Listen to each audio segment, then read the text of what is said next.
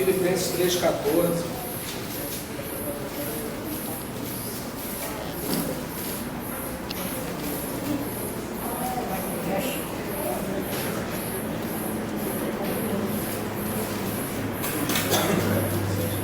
A gente vai começar essa mensagem hoje, vamos terminar domingo. Só que hoje a gente vai para casa, domingo, quando tiver o culto, a gente continua.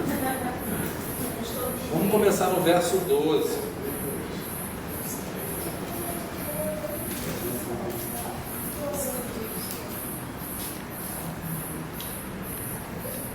Filipenses capítulo 3, verso 12. Vou ler até o verso 14. Não que eu tenha já recebido ou tenha já obtido a perfeição, mas prossigo para conquistar aquilo para o que também fui conquistado por Cristo Jesus. Irmãos, quanto a mim, não julgo havê-lo alcançado, mas uma coisa faço, esquecendo-me das coisas que para trás ficam e avançando para as que diante de mim estão. Prossigo para o alvo, para o prêmio da soberana vocação de Deus em Cristo Jesus. Pai querido, fala conosco através da Tua palavra nessa noite, Senhor. Nós queremos ser aperfeiçoados, nós queremos ser melhorados e corrigidos pela Tua santa palavra. Que Teu Espírito Santo tenha livre curso no nosso meio para semear no nosso coração a Tua palavra, que é a verdade. Verdade que nos liberta, que nos cura, que nos transforma, que nos salva, que nos orienta, que direciona a nossa vida, que nos fortalece. Palavra essa que nos alimenta, Senhor.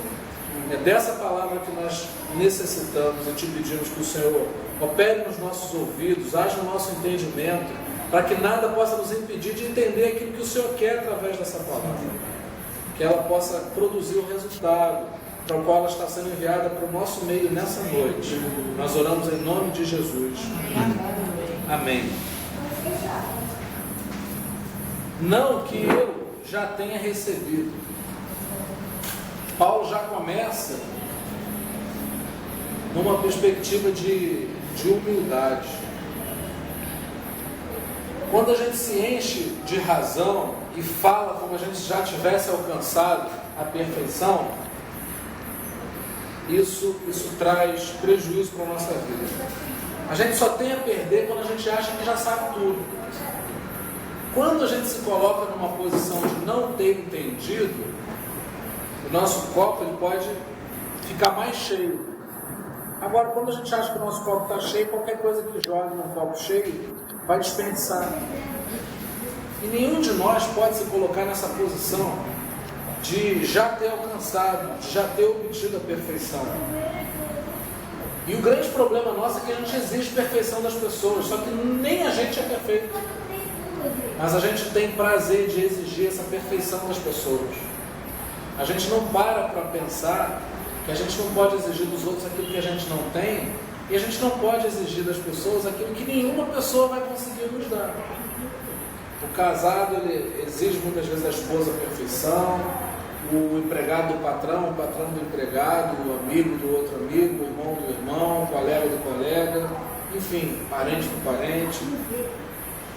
Mas Paulo ele já nos ensina um caminho. A gente precisa chegar diante da vida, diante de Deus, diante da sociedade, não como quem já recebeu ou que já tem alcançado a perfeição,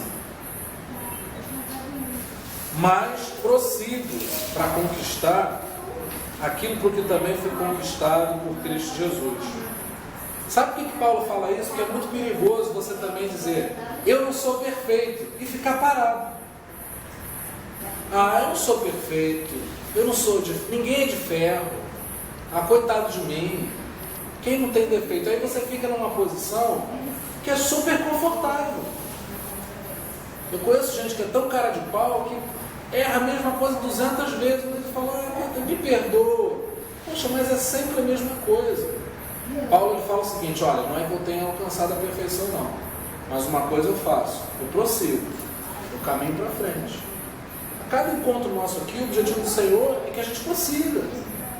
Alguma coisa, quando a gente fala de prosseguir, significa dizer que a gente precisa que as coisas de Deus estejam em andamento na vida da gente. O Espírito Santo ele pergunta para cada um de nós o seguinte, Como é que está a sua vida com Deus? O que é que está em andamento? Não, eu sou uma pessoa super descontrolada, eu fico nervoso, mas hoje eu vi um negócio no trânsito horrível.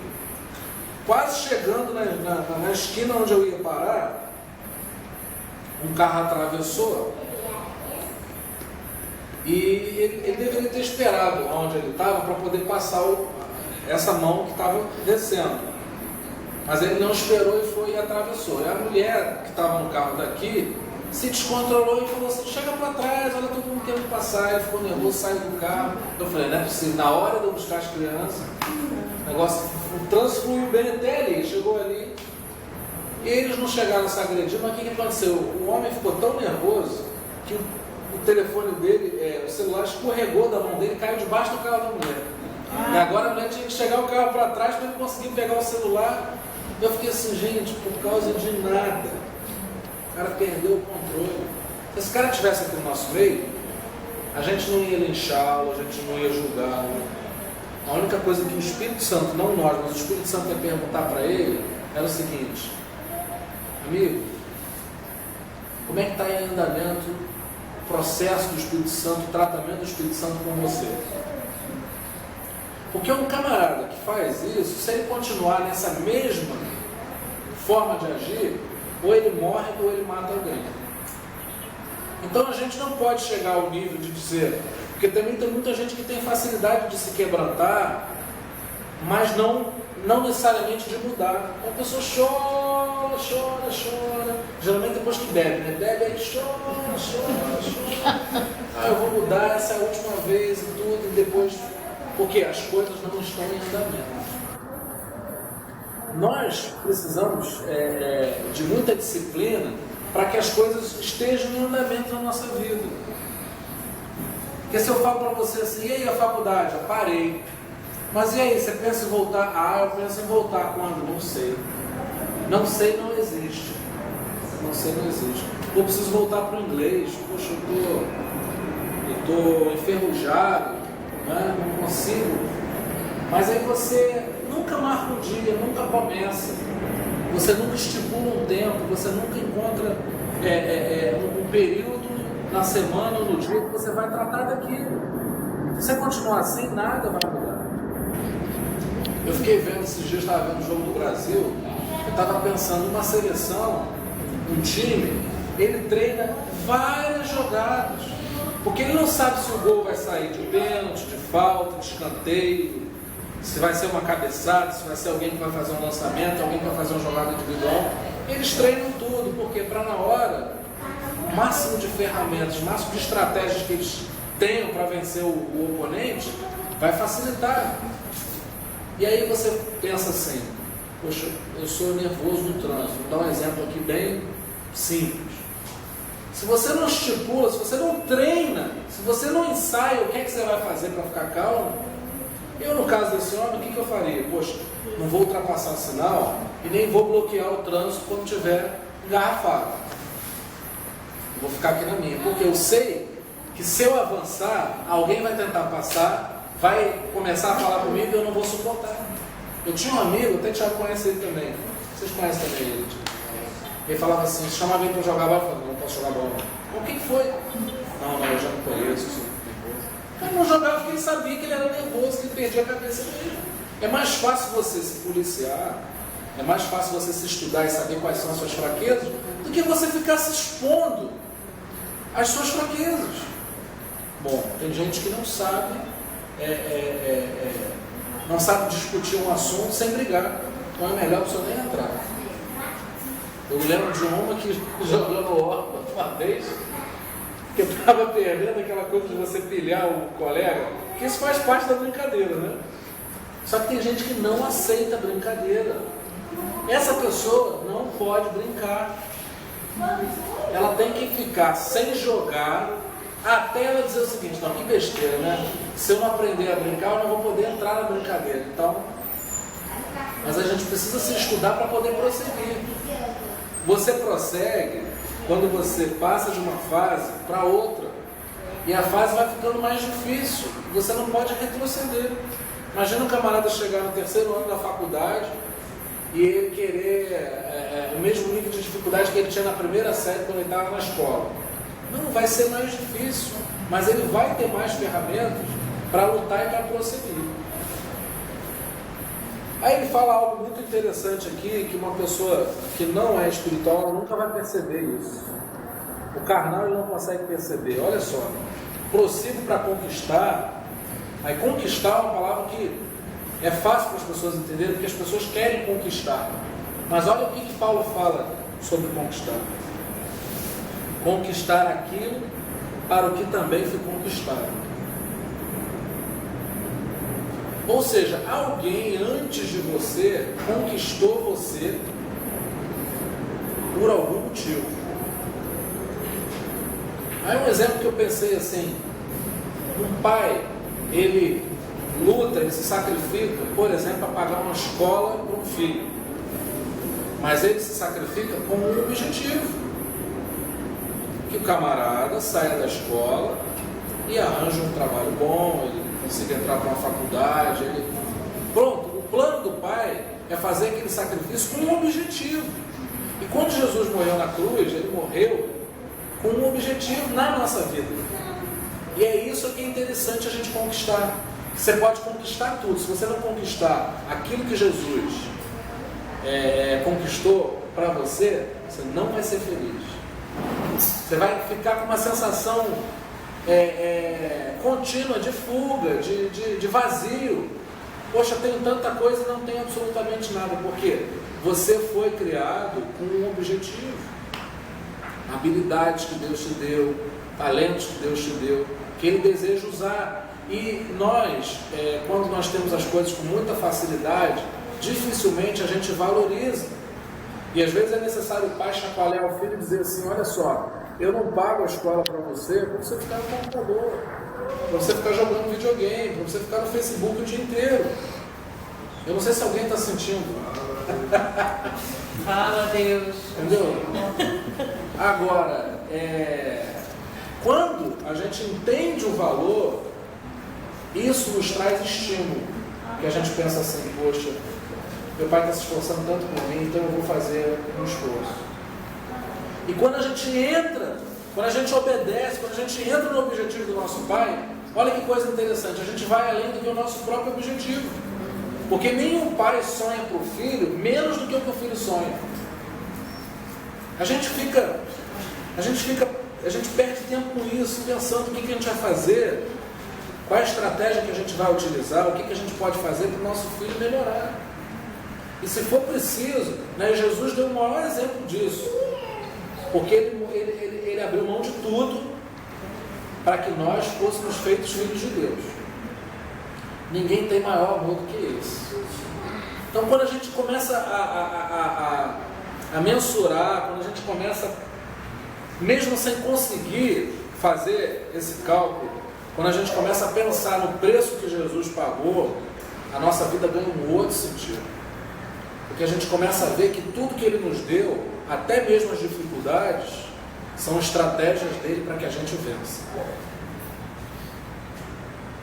Eu, por exemplo, percebi que a minha mais velha, ainda bem que ela não está aqui, ela sabe fazer o dever, mas ela tem uma carência de que a gente veja. Como é? Outro dia eu falei: poxa, eu estou fazendo dever por ela, então agora eu finjo que não estou nem com maior vontade de ajudar. Que a gente fica com uma vontade de: eu vou fazer. Parece que outro dia eu estava vendo, o Daniel estava fazendo uma poesia para a menina, dizendo o que a menina tinha que colocar na poesia, mas a professora pediu a poesia para a menina exercitar a criatividade. A Daniel: não, coloca isso, coloca. A gente fica querendo impor, mas não foi o que Jesus fez. Jesus morreu antes de perguntar se você queria que Ele morresse por você. Esse foi o maior presente. Ele não fez condicionado absolutamente nada, porque Ele poderia dizer: olha, só morro por você se você depois for lá na igreja, sexta-feira. Ele não pediu nada. Mas Paulo entendeu o seguinte: não, eu não sou perfeito, mas eu vou prosseguir, eu vou caminhar para tentar entrar naquilo que o meu Pai Celestial projetou para a minha vida. É incrível, porque você descobre um Pai maravilhoso que pensou coisas maravilhosas. Você descobre um plano desconhecido até então. A gente sofre, a gente se deprime, a gente se angustia, a gente se preocupa até conhecer esse plano. Quanto mais a gente conhece esse plano, mais tudo faz sentido. É tão bom ver o que está acontecendo no nosso meio, ver como é que a gente está crescendo e parar para pensar que a gente já achou diferente, a gente já pensou que, será que vai dar certo? Será que vai... Mas Deus tinha um plano, esse plano foi cumprido. Muita gente vai valorizar você quando Deus manifestar aquilo que Ele tem na sua vida, quando se cumprir as promessas dele. Mas o que é maravilhoso desse Deus, que Ele acredita em você, quando ninguém acredita.